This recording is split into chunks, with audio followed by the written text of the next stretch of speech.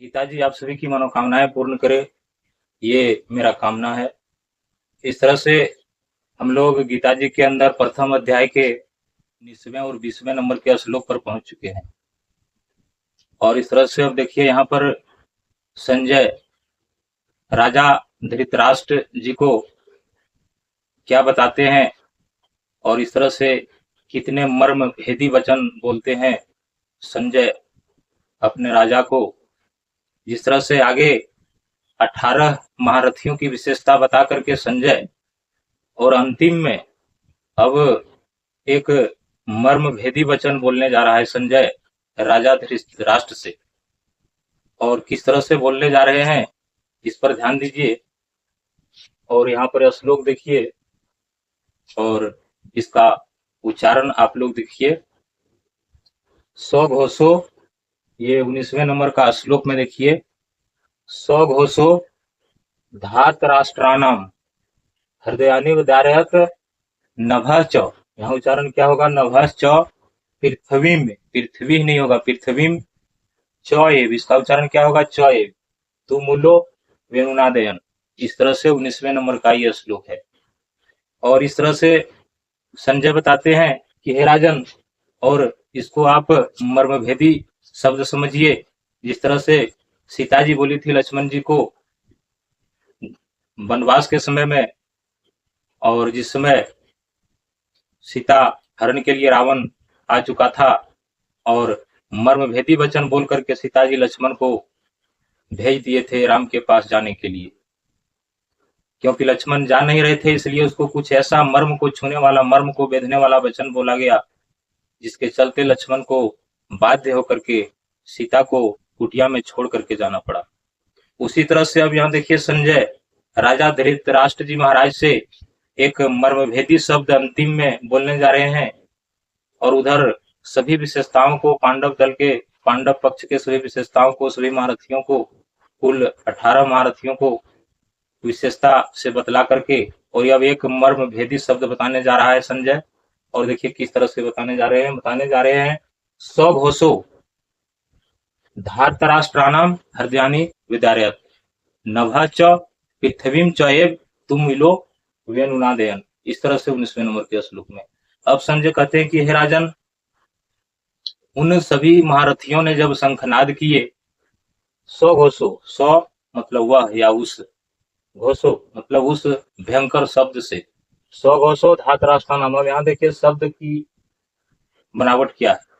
अब देखिए एक होता है धृतराष्ट्र। धृतराष्ट्र जो है सो गीता में अनेक बार प्रयोग में आया है। इस तरह से इसको आप ध्यान दीजिए, इसका बनावट क्या है। धार्तराष्ट्राणाम, और इसका शुद्ध रूप क्या है? धृतराष्ट्र। अब धृतराष्ट्र से धार्तराष्ट्राणाम बनाने का नियम को देखिए। अगर यहाँ सिर्फ धार्तराष्ट्राह देता तो बहुव्रीहि समास में होकर के वह, और उसका मतलब होता धृतराष्ट्र के संतान। और अब यहाँ धार्तराष्ट्रान नहीं दे करके धार्तराष्ट्राणाम अन्न प्रत्यय का भी प्रयोग किया गया है।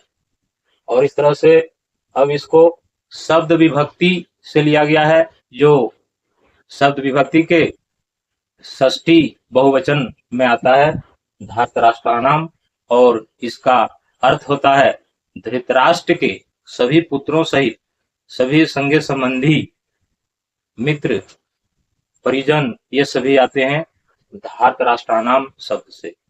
और कहते हैं अब यहाँ देखिए हृदयानि विदारयत से कहते हैं कि उस शब्द से पांडवों के 18 महारथियों की विशेषताओं को बतलाने के बाद और सभी सैनिकों की, पांडव दल की विशेषता बतलाने के बाद अब संजय राजा धृतराष्ट्र से बताते हैं कि हे राजन, कि उस पांडव दल के शंखनाद से, उस भयंकर आवाज से धार्तराष्ट्राणाम, धार्तराष्ट्राणाम मतलब आपके पक्ष के सभी वीरों को, सभी सैनिकों को क्या हुए? हृदयानि विदारयत मतलब उसके सभी को हृदय विदीर्ण कर दिए।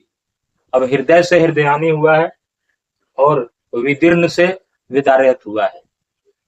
हृदयानि हृदय और हृदयानि, हृदय से हृदय सिर्फ होता है और हृदयानि से होता है हृदय में सूक्ष्म या अति विशाल दर्द, इस तरह से एक मर्म भेदी शब्द जो बताते हैं धातराष्ट्राणाम हृदयानि विद्यारत कि आपके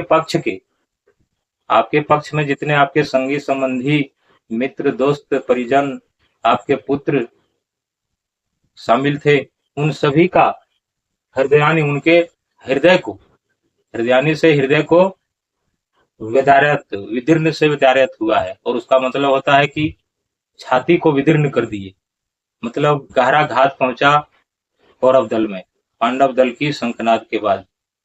और ये अब कहते हैं कि देखिए हे राजन, आपके दल में पांडव पक्ष की शंखनाद से आपके पक्ष वाले को क्या हुआ, हृदय विदीर्ण हो गया, मतलब जैसे कलेजा फट गया, मूर्छित अवस्था में सब सैनिक हो गए। सिर्फ शंखनाद को सुनने के बाद कौरव दल के जो सैनिक थे, वीर थे, उन सभी को ऐसा लगा एक झटके की तरह जो कि सीने में जैसे चुभ रहा हो, और उससे सभी मूर्छित हो गए एक पल के लिए।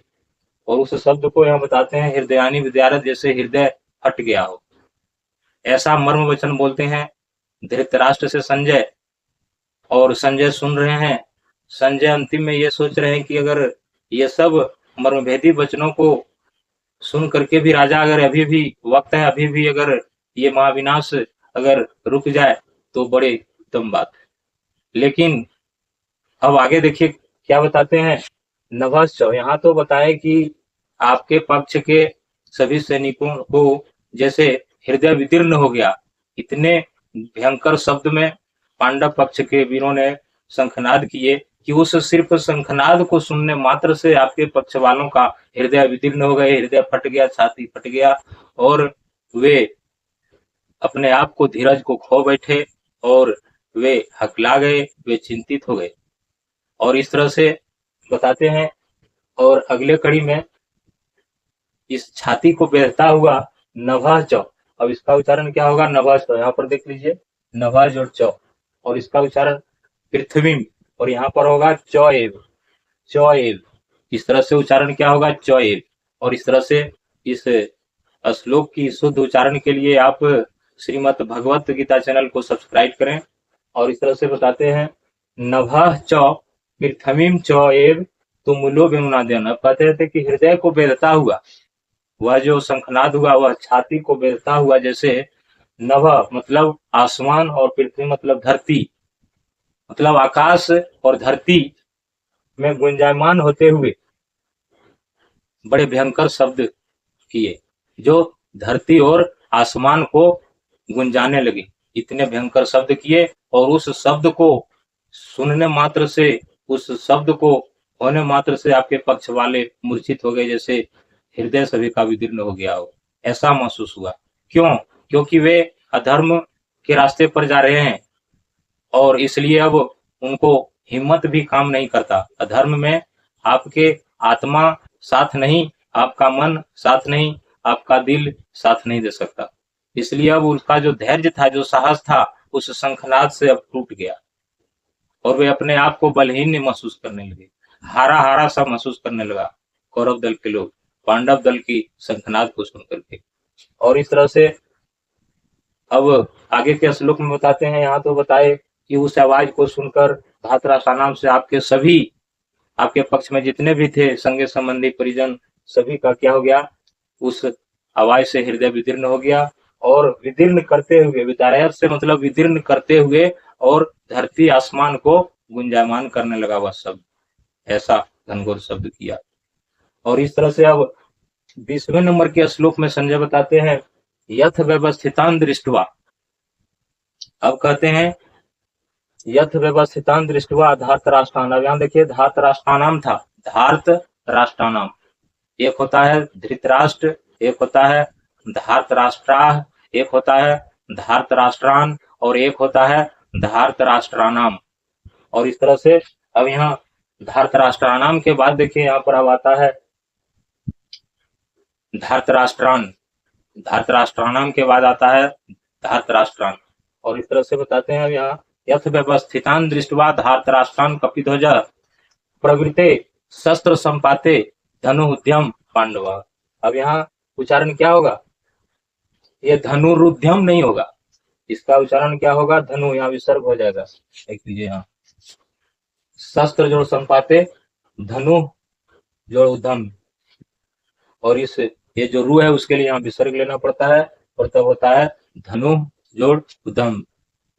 अब बताते हैं संजय, देखिए इस तरह से, जिस तरह से कभी रावण के सभा में उनके सचिव, उनके वैद्य, उनके मंत्री लोग चाटुकार वचन बोले थे, इस तरह से हमारे संत शिरोमणि संत महान तुलसीदास जी बताते हैं, सचिव वैद्य गुरु तीन जन, जो प्रिय बोलहि भयास, राज धर्म तन तीन कर, होई बेगही नाश।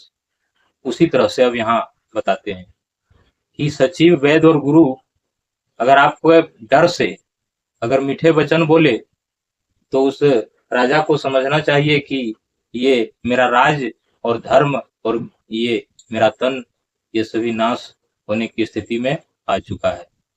इसलिए अब संजय बताते हैं यथ व्यवस्थितान, अब कहते हैं कि यह देखकर, दृष्टवा, व्यवस्थितान और दृष्टवा, अब कहते हैं कि उस व्यवस्थितान और दृष्टवा, व्यवस्थितान से बताते हैं, और फिर यहाँ धातराष्ट्रान, अब कहते हैं कि धृतराष्ट्र के पक्ष के, यानी कौरव के पक्ष के जो सभी वीर लोग, व्यवस्थितान से बताते हैं कि अपने अपने जगह पर, अपने अपने स्थिति में और युद्ध की तैयारी में डटे रहना, उसको व्यवस्थितान, और तब दृष्टवा, इसका उच्चारण क्या होगा, व्यवस्थितान जोड़ दृष्टवा, व्यवस्थितान जोड़ दृष्टवा, तब क्या होता है, व्यवस्थितान दृष्टवा। और इस तरह से धातराष्ट्रान कपिध्वज। अब कौरव पक्ष के सैनिकों को अपने अपने मोर्चे पर डटे देख करके, कौन कौन देख रहा था, डटे देख करके कपिध्वज, कपिध्वज से अर्जुन का बोध होता है।